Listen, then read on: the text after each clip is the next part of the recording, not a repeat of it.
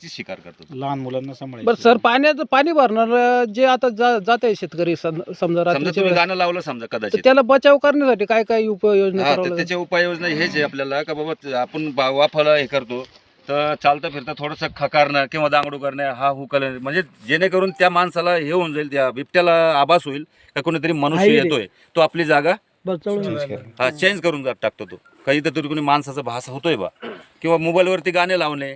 मोबाईलवरती गाणे लावलं त्याला असं वाटतं की कोणी एकपेक्षा दोन तरी माणसं जास्त आहे, भजन वगैरे कीर्तन लावतात, जसं की 4-5 माणसाचा आवाज येतो ना त्या भजन गाण्यामध्ये, तर असं वाटतं की ती 4-5 माणसं येतो, तो आपली जागा दिशा चेंज करून घेतो तो.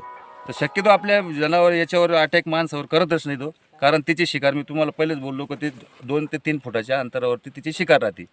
कदाचित त्याला अटॅक कधी होतो का माणूस चुपचाप बसलेला आहे आणि खाली वाकून काम करतोय, वाकून त्याला असं वाटतं काहीतरी शिकार आहे डुक्कर आपलं. आहे किंवा कुत्रा आहे.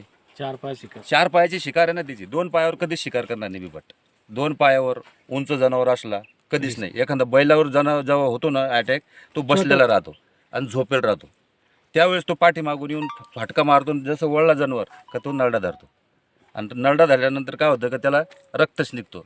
तर हे रुमाल जे उपरणं मी म्हणलं, जसं का रात्रीच्या वेळेस तुमचं उपरणं दे इकडं, तसं हा उपरणं आपण गळ्यात असं करून बांधतो, फक्त असं टाकत होतो. कदाचित समजा आपल्यावरती हल्ला झाला आणि त्यानं धरलं, तर त्याची जबान इतकी सेन्सिटिव्ह राहते का तो लगेच सोडून देणार. वास येईल का त्याला? हे उपरण्यामुळे जबान कपड्याचा लगेच सोडून देतो. कारण आजपर्यंत जेवढ्या बी घटना झालेल्या आहे, ज्याच्या गळ्यात उपरणा, दुपट्टा, साडीचा पदर हे पूर्ण वाचलेले आहे.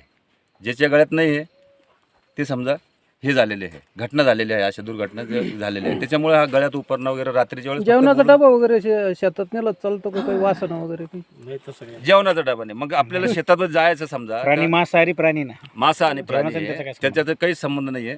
दुसरी गोष्ट का तुम्ही शेतात समजा आपल्याला इथं नेहमी यावं लागतं, तर आपला टायर घ्यायचा, वेस्टेड टायर बिस्टेट आहे. जाळ करत मोटरसायकलचा, आणि त्या टायराला थोडं तोडून घ्यायचं असं 4 बोटाचा, आणि त्याच्यामध्ये जिवंत आपल्या मिरच्या, ज्या वाळलेल्या मिरच्या राहतात, लाल मिरची, त्या बुकटीने करायची, अख्ख्या मिरच्या भरायच्या मिरच्या. त्याच्यामध्ये, आणि एका साईडला लावून द्यायचं. म्हणजे ते कचवा अगरबत्ती सारखं जळत राहतो 1 ते 2 तास. त्याचा ठसका 1 ते 2 किलोमीटरमध्ये पसरतोय, आणि त्या पसरल्यामुळे तुमचे रानडुक्कर, हरणी येणं बंद होतात. कारण रानडुक्कर 5 किलोमीटरपासून शोषण क्रिया राहते रानडुकराची. म्हणजे आपण काहीतरी मक्का पेरली, काहीतरी पेरलं समजा, त्या वासाने ते रानडुकरं येतात, आणि रानडुकरामुळे काय होतं, हा पाठीमागं त्यांच्या शिकारीसाठी येतो, खाद्यासाठी त्यांच्या. रानडुक्कर किंवा कुत्रे, भटकी कुत्रे यांच्यासाठी हा शिकारीसाठी येतो, आणि त्याच्यामुळे तो जवळ येतो. आणि माणूस कदाचित कामाला लागला का